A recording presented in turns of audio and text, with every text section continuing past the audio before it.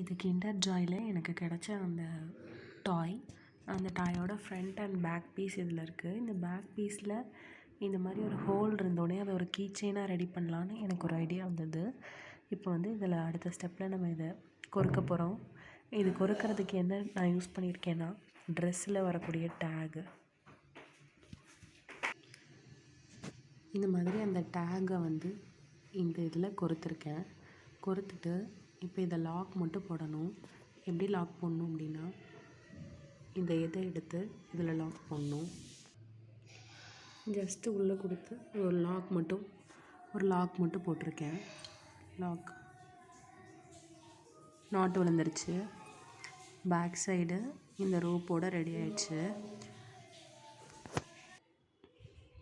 இதை இப்படி தொங்க விடும்போது வெயிட் பேலன்ஸ் இல்லாமல் இந்த மாதிரி இருக்குது.